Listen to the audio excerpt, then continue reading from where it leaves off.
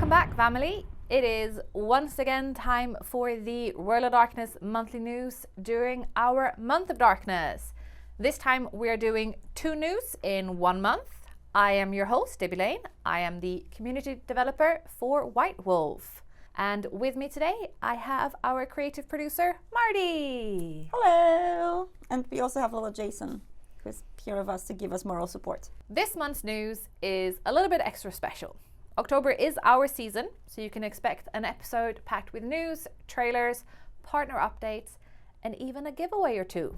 Thank you so much for all the warm comments and support on our previous videos. I'm still figuring out the format, and I apologize for not being more consistent with these videos. I'm working on it, I'm learning. Please keep telling us what you would like to see in these videos, because we really do listen. Let's start with the biggest topic of the month, Bloodlines 2. Today, I have none other than our amazing creative producer, Outstar, who is responsible for all the incredible weekly videos that we have been putting out. Yes. Yes, tell us about them. Wow, it's been a great journey, honestly. Maybe I can mention how this started. Yeah, go ahead. That was really fun. Basically, in June, when everyone was kind of slowing down for vacations, you know, Sweden Shuts off during the summer. It's really nice. I had some time on my hands, and I decided to not tell anyone and actually start making the clan trailers, because I thought that it would be a really cool idea to have them. We used to have clan trailers. Other games also had really cool clan trailers, and I just really wanted us to have one too. I thought that now that the game is almost finished, we can actually show clans from different perspectives in gameplay using all purely in-game footage. Yes, purely game footage. So I assembled in my kind of a free work time the Bruja video. That was the very first one, the draft for the Bruja. It was shorter than the final one. But I remember making it in June and just pushing it towards people. I was like, can we do that? Can I do that? That would be really fun. And people liked the Bruja video a lot. So I started working on them, and that's how it happened. And now we're having almost all of them done. At the point of recording this video, I only have Torator left. So soon. So soon. Crazy. The team over at the Chinese room have been working full steam ahead over the summer, ironing out those last few pesky bugs and looking ahead to next year's plans, since we have some story packs coming out in 2026. Ooh! I'm very excited to play Benny, not gonna lie. Over the summer, Game Informer also put the Nomad on their cover, which is a very proud moment for us. Ta-da! I will absolutely be putting this cover up on my wall together with our PC Gamer cover, because that's so cool. And of course, you have seen the first few trailers roll out. We had the voice actor reveal recently, and now we only have 2 more videos to go. What? We've got Clan La Sombra and Clan Toreador. These will give you a glimpse of the clans you can play and the unique ways they shape your experience. But since the voice actor trailer is very new, we are gonna play it now.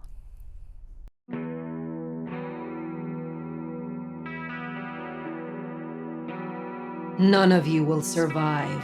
I am beyond any power in Seattle. Busy night. Cops, ghouls, detectives, mysterious flying strangers.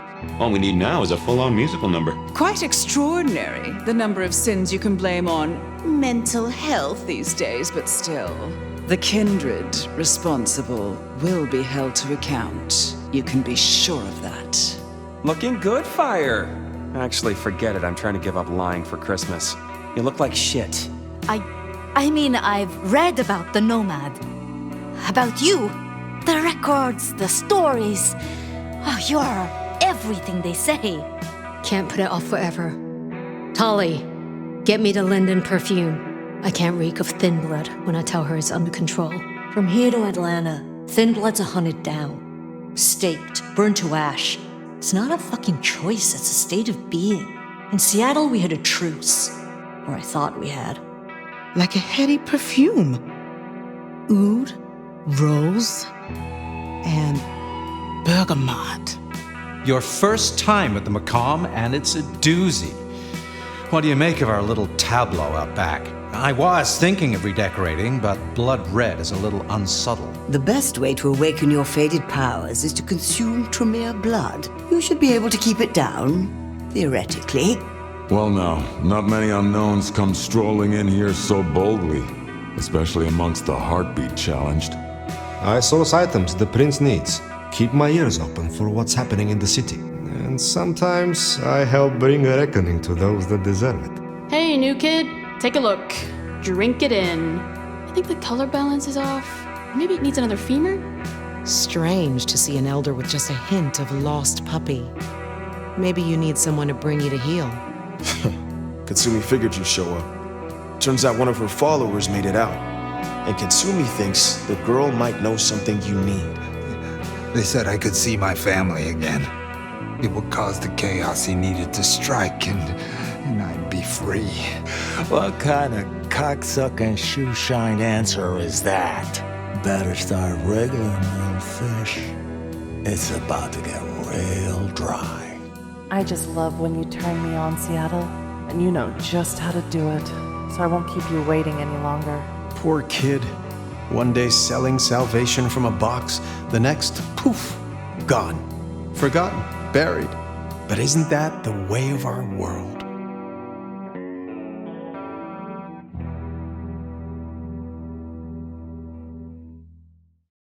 I love seeing the talent behind these characters. Their voices will pull us all deeper into the World of Darkness. And I am so proud of how these performances are shaping the game.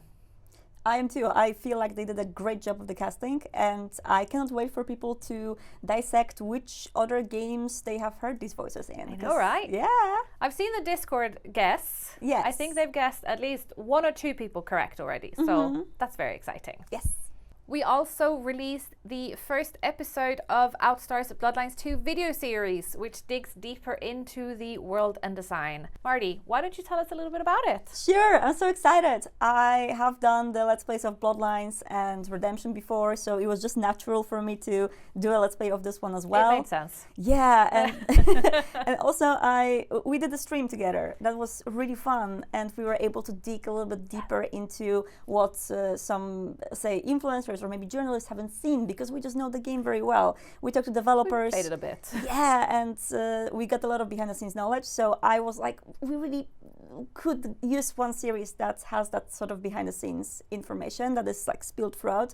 So I talk a lot throughout it, so much. I'm sorry, but I think it's gonna be helpful for people to understand the underlying variables and scripts that go behind this, the narrative of this game. So yeah.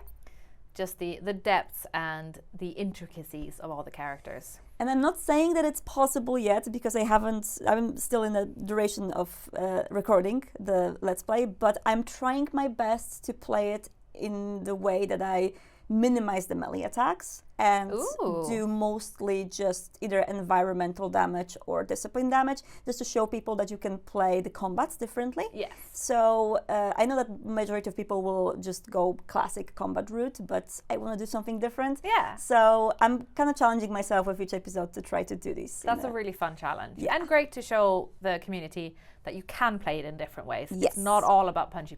Yes, so the second episode, if you will see it, will have a completely weird way of dealing with the first like real in the streets combat, and I won't spoil you more, but it's gonna be fun. And just in case you missed it, which I hope nobody did, we have changed what is included in the different versions of the game. So now there will be new story packs planned for next year. Like I said, I can't wait to step into Benny's shoes. He is an asshole and I am obsessed with him. Same. But in case you missed it, here is the overview trailer of what is included in the different editions.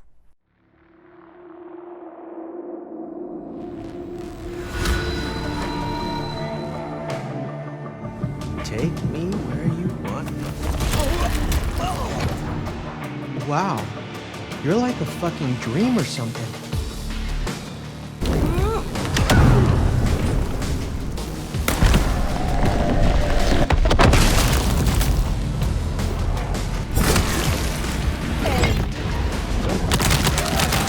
You should run.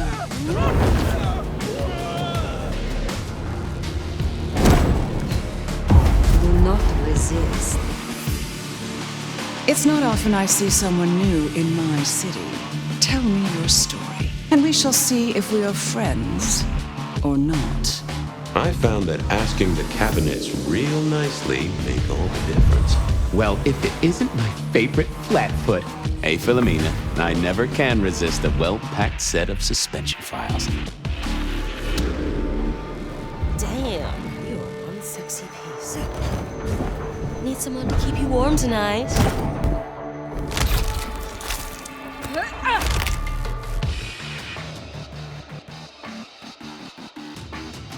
You've made a powerful enemy today, Sign. Figures they don't place me with some schmuck who wants to heal. Is our work not sublime? Not all Toreador are painted equal.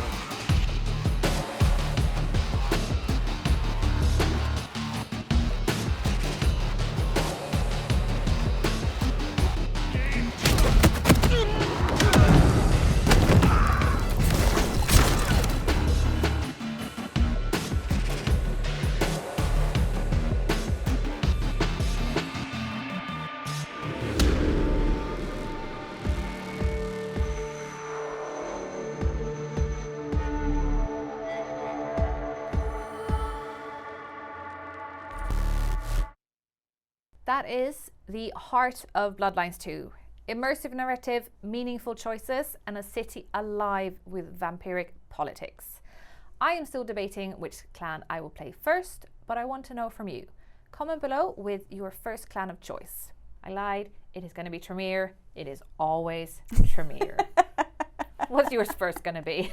I am playing a Toreador in the Let's Play. Okay, so never mind. Stupid question. Of course you are. I mean, yeah, I was figuring out which clan to play, but I had this idea, which I shared in the first Let's Play episode, of what kind of a character I want to portray. So I think Toreador is going to fit the best into that. This is only the beginning. We have more trailers and some deep dive videos that will arrive throughout October, leading up to the release of Bloodlines 2 on October 21st.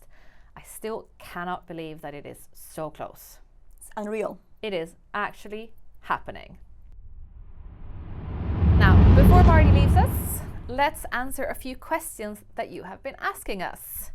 To start with, I have been seeing this pop up a lot, which is what our plans are post Bloodlines 2. As some of you have noticed, we're currently expanding the White Wolf team by a lot. And while it is still an ongoing process, we're very excited to have more opportunities to tell stories within the World of Darkness.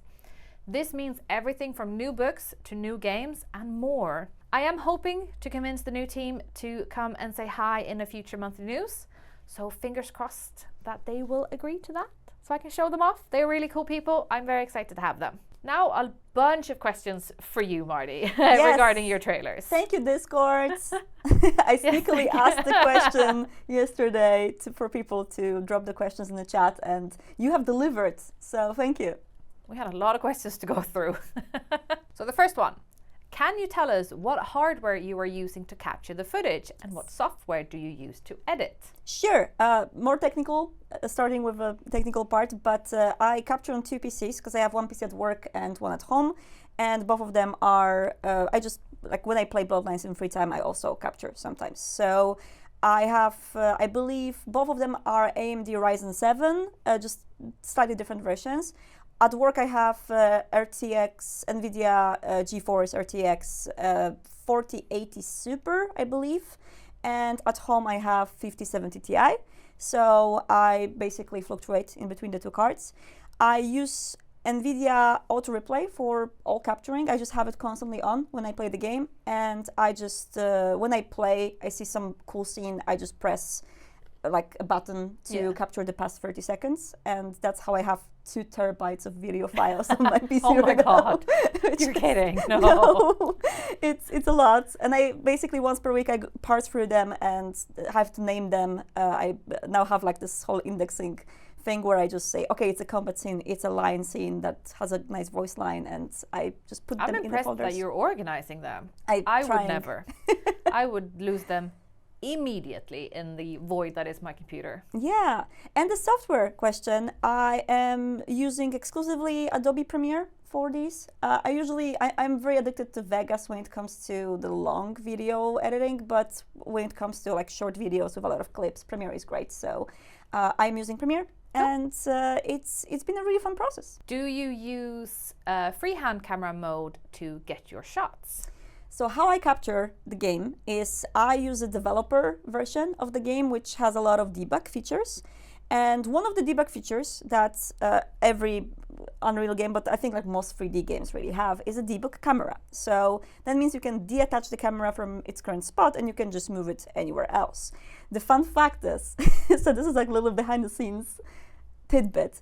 When you detach the camera from a first-person character in a video game, and that happens, like you will see this in Cyberpunk, you will see it in a lot of other games, you would notice that the character does not have a head. Because in the first-person games, you just do not render the head. You only render it when the character is actually visible.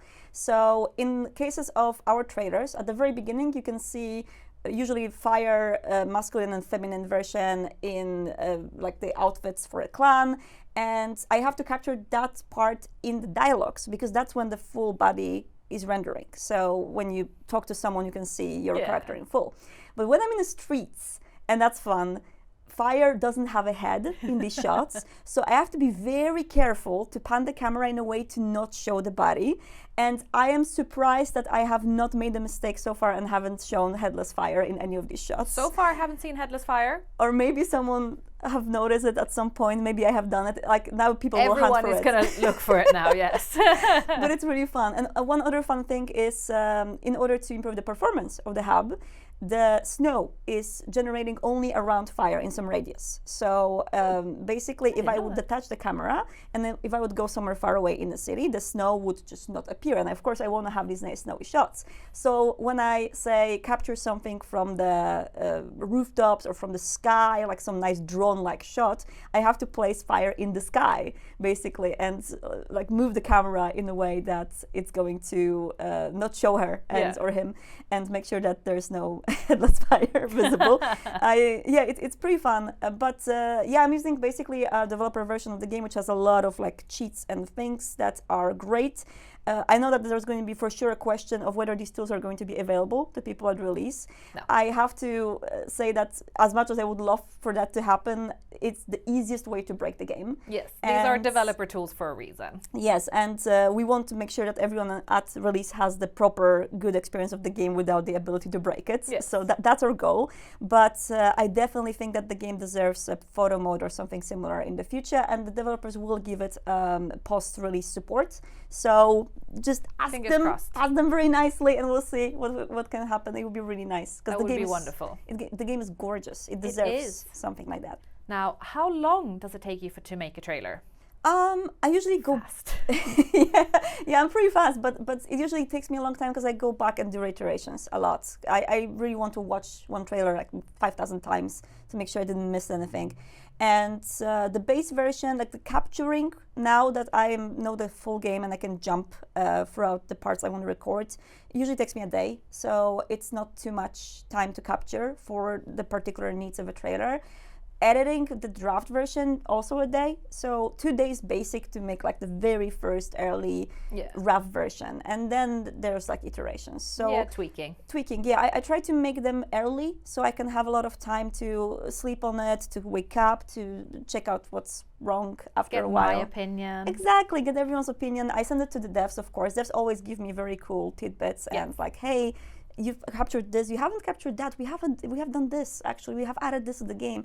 So, the folks at TTR have been great about that. They are super good. Alex, thank you so much for all of the help you've done with the trailers. It's awesome. How do you pick the voice lines? All right, so I am blessed again by the TTR developers. Thank you for the full script that they have shared with me for the game. It's massive. It's massive, and it doesn't even have everything in it. But the script I have is enough to know exactly what dialogues are happening in which quests. So what I do usually is I start by, first of all, I start with the music. So that's the most important part for me because I'm just so music driven. I have to pick a good track for a clan that gives the vibe of the clan and gives a rhythm to the trailer. And then I go for the script and I look for the clan exclusive lines. So I sometimes look for keywords, sometimes I look for what happens only when the clan is of, like, say, Banu Hakim or Bruja. And I look for these lines, I see what's the length of them, and I usually start with the voice lines. So the trailer at the very beginning looks just like there's music that is cut and edited to like be around 1 minute 30.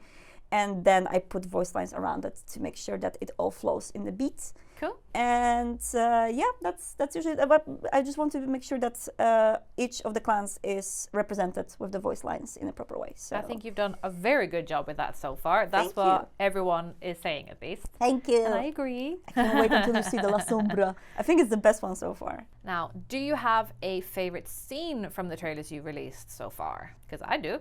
Ooh, which one?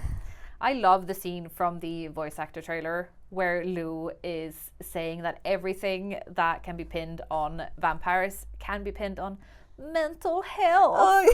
It's just the way she says it. It is so offensive and so funny. I love her. She's ancient in a lot of ways. It's very funny to talk to her. I do like, from that trailer, I do like Onda, just because I like Onda being different from other characters. But my favorite scene is actually in the La Sombra trailer. I'm gonna tease you that one, because there is one scene in this trailer that was very raw captured. I captured it when I was playing the game on my own, and I did not know that a certain mechanic is in the game. You will notice it in the La Sombra trailer. At some point, I turn around and I'm like, what the hell happened? That made into the trailer, but that was my real reaction. Because I was like, what? And I immediately wrote to the developers, like, is that real? Is it a thing in the game? They were like, yes, it is. And I was like, oh, wow. So I had my brain completely exploded. So that's my favorite scene so far. It was actually my real reaction. The camera pan that they've done was my shock. We also got people asking, how spooky is the game? How much creepiness can we expect? I think that's a question for you. I am just so desensitized right now because I play a lot of horror games. So I was kind of... You like getting scared. Yeah, I do. But I was also affected by my brother, who played Alone in the Dark when I was 4 and I was backseating him. So, and then he played Silent Hill when I was like 12. So I just watched him playing so many scary games when I was little that I just got desensitized to it. I do like getting scared, and I think that there are moments in this game that are scary and creepy. Yes, there are. Yeah, so, and there are multiple. Like, I remember in Bloodlines 1, you mainly had the Ocean House and maybe the King's Way that were like the creepy parts, but in this game there was like more creepy stuff throughout. So there's throughout the game. Yeah. I am looking forward to playing it at home on the big telly with like the lights turned off and like cozied up on the sofa with a blanket. But it has helped playing it in the office with all the lights turned on a quite small screen, because at one point I wanted to cry because I was scared. So different ends of the spectrum of scariness here. But I think it also comes with, once you play the game more and you start to feel really powerful, that's like the scary stuff kind of goes away, because you just feel like, I'm just gonna punch everything anyway. it's fine. But I'm an elder, what can they do? But I think for the first playthrough, for a lot of people, there's going to be scary moments. So yeah. Oh, absolutely. Yeah. Now, how much of a wrench got thrown in your plans when we changed the Toreador and La Sombra into the base game? Not too much. Yes, there was an extra trailer that I had to do in the middle of everything, but because I started them doing so early, I had time. I and planned we already for it. had them planned. Mm-hmm. Yeah, so I already started capturing for La Sombra and Toreador at that point, so I had the scenes with their abilities. So the abilities that you can see in the trailer, that was already captured before. I reused some of the scenes from the other trailers. It was definitely the hardest trailer to make so far because of the amount of information that has to be cranked in a short span of time.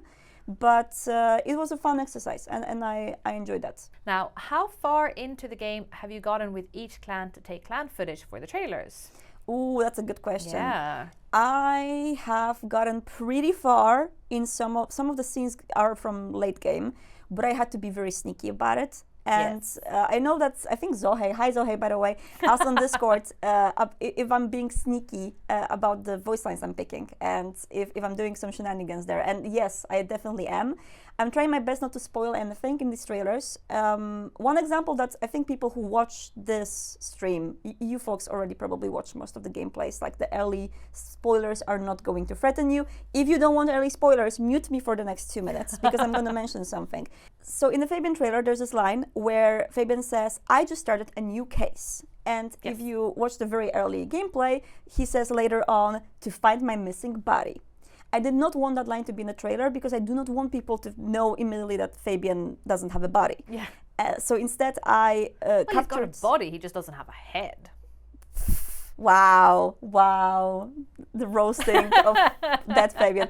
But what I did in the trailer is I captured Fletcher later on talking about the girl, Pandora. So I kind of combined these two, so the case is about the girl. Sneaky. Yeah, so I do a lot of stuff like this in the trailers to make sure that no spoilers are taken. I sometimes even crop some things so you don't know which character I'm talking to in a particular scene. So some scenes are from far away in the game. So if you play as one of the characters, you might find them pretty far off. But I'm also trying to keep them non-spoilery, and that's why some people are saying, hey, like I see that you are, say, reusing Fabian lines for the beginning of the trailers, or I see characters captured in a similar position, similar light. Like, yeah, because I'm trying to minimize the spoilers and try to minimize it to the dialogues that don't have any spoilers. It's a narrative-heavy game, so most dialogues are spoiler-heavy. But I think that's... we walked a very thin line in between showing off the most we can and not spoiling the game. Because it's a difficult balance because most people don't want spoilers for this type of game. They want to experience it for themselves. Exactly. And it's going to be really worth it. I hope so. I really think so. Now, thank you for letting me take up so much of your time. And thank you to little Jason. And the rest of the episode will be just me. So I'm going to go and work on the Tornado trailer, but thank you for having me. Now, of course, the tabletop is the beating heart of the World of Darkness, and we've had several exciting releases since we last spoke.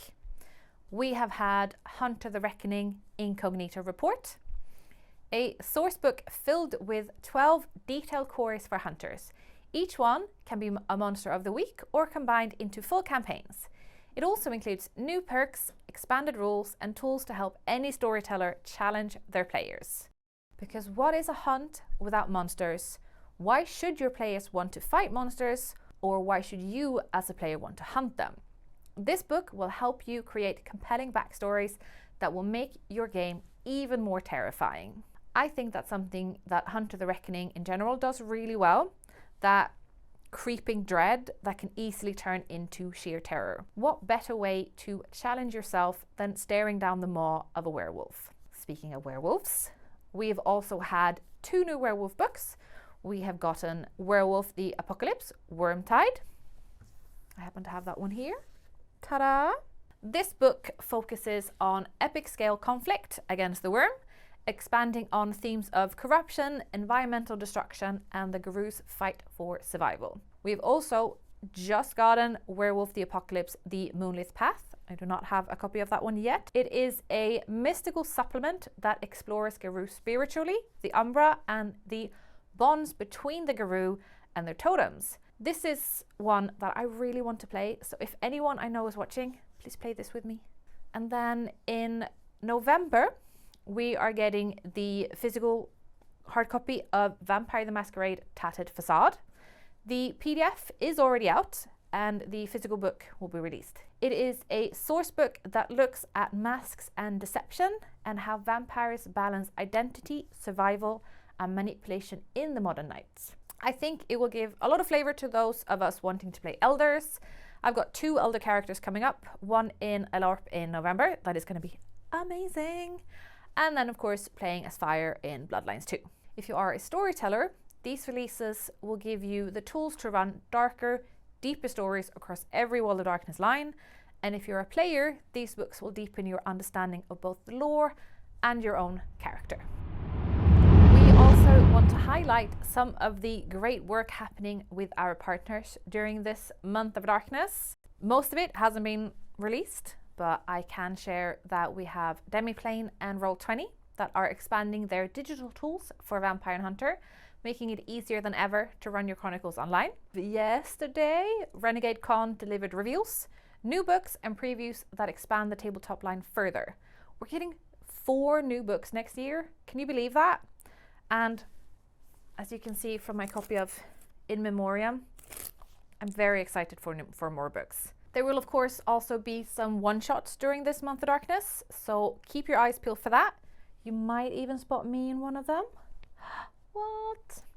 These are just the ones that we have already announced. This month might also include some free stories, wallpapers, music, and really good deals. So there is a lot to be enjoyed alongside the big game, but mainly this month will be all about Bloodlines 2. It is the grand finale after all, and we are almost at release. It is time for more giveaways because it is October and we want to celebrate. And if you were here last year, you all know that I love a good giveaway. Now, here's how it's going to work. If you haven't already, please join the World of Darkness Discord, link below, and react to the giveaway announcement for a chance to win. We will pick 10 winners who will receive either a vampire, werewolf, or hunter themed package. The winners will be contacted about which flavor they would prefer, and the package will include a book, dice set, dice bag, maybe a surprise. And that's not all. We have another giveaway. This time, I want you to go to the Bloodlines 2 Discord, link below, and react to the giveaway announcement in there, and you'll enter the second giveaway. One lucky winner will get an incredibly exclusive Bloodlines 2 box containing the physical premium edition of the game, including the journal and character cards, and a few other themed items that are currently top secret. You cannot get them anywhere else but this box. All packages will be sent out after October is over, and the giveaway is not open to all countries, so if your country isn't on the approved list, we'll pick the next winner in line. All the details will be in the giveaway announcement on Discord, so don't worry, you will be able to read everything in there. That is all for this month's first of 2 monthly news videos, but October is only just beginning. We will have more streams, partner content, and of course the major Bloodlines 2 showcases later this month. Spooky season would not be complete without community beats, fan challenges, and a few surprises that we cannot reveal just yet. So make sure that you are following our socials, sign up to the newsletter, join the Discord, and get ready for more darkness. The nights are growing longer, family. Soon we will be revealing secrets that have been waiting in the shadows for far too long. Bye!